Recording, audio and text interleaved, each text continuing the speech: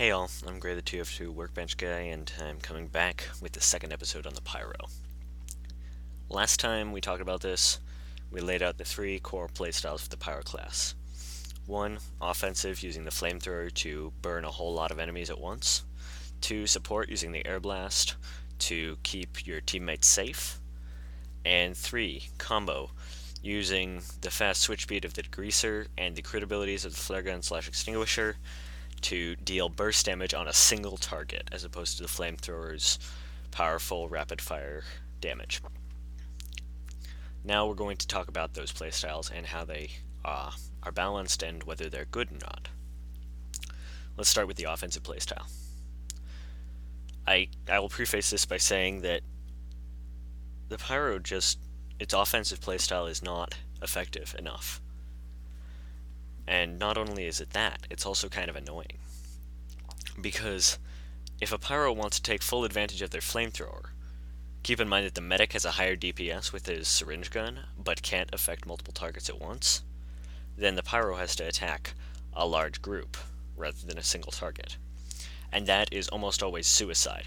Virtually any other combat class, even a competent spy, sniper, or engineer, can take down a Pyro, even in close range. And thus, it's often suicide for possibly 1 or 2 kills on lighter classes, since other classes are designed to out-heal the medics or Pyro's afterburn. Meanwhile,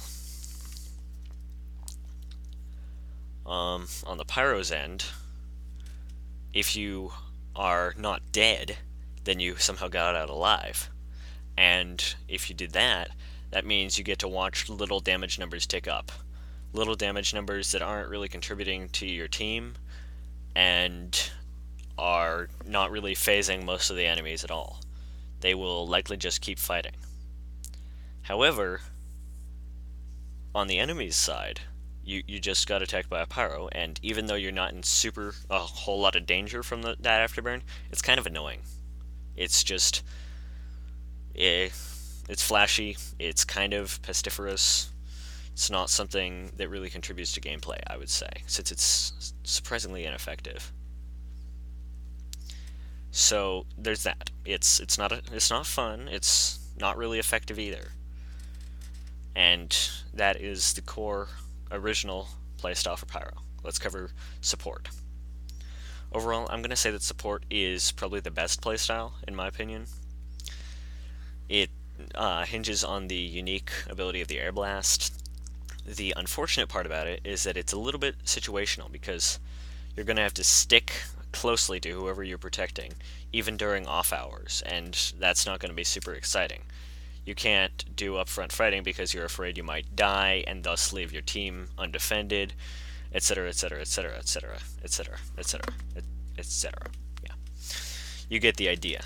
So support is somewhat less entertaining than playing another class or even a different playstyle for Pyro, but it is fairly well balanced and entertaining enough to deal with.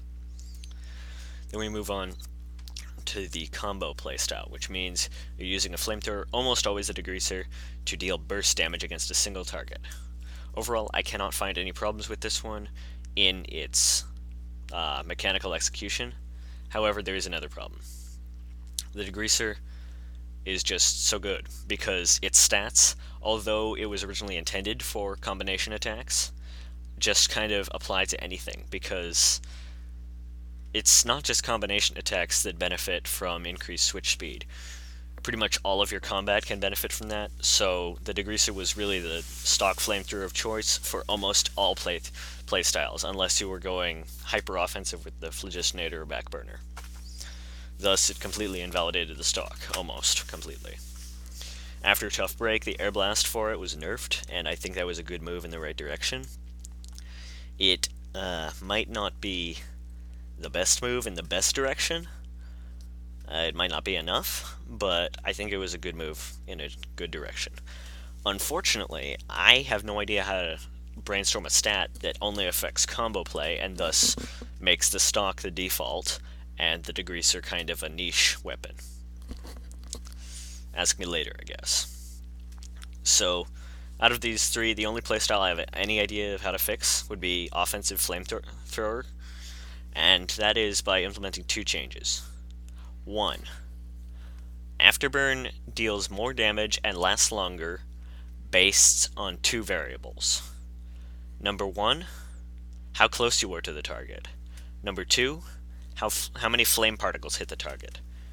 That prevents a random flame particle out of nowhere from just letting you on fire for the full duration, even if you evaded all the others.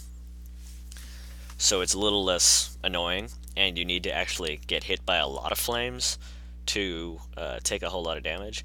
But on the Pyro's end, Afterburn is now a serious threat.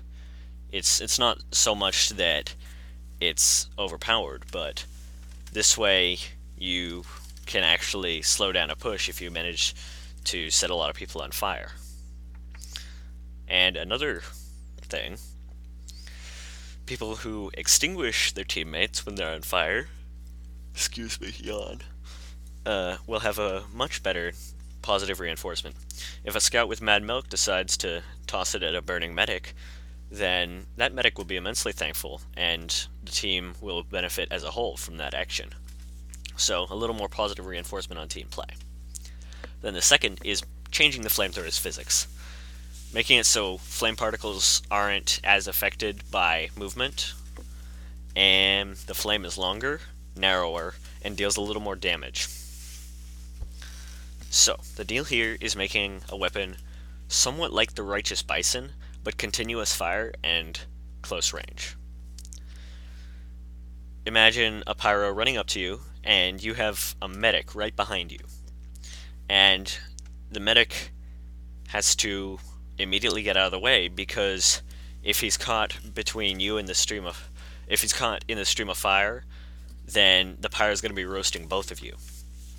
Since that's an actual threat now, yeah, that can be definitely a problem.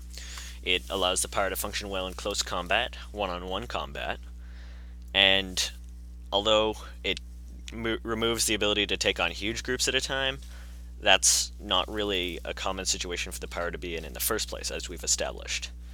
This way, it allows you to be a potent combat class and take on enemies whose positioning is off. As such, it's almost sort of like the spy, in that it relies on, excuse me, again, enemies' mistakes to deal significant damage, but it can still be useful, even if they aren't making many mistakes. Appreciate your watching this video. It, somewhat hit and miss, since Pyro is a very weird class to balance around. All that said, I really appreciate you watching, and hope that I'll see you next time.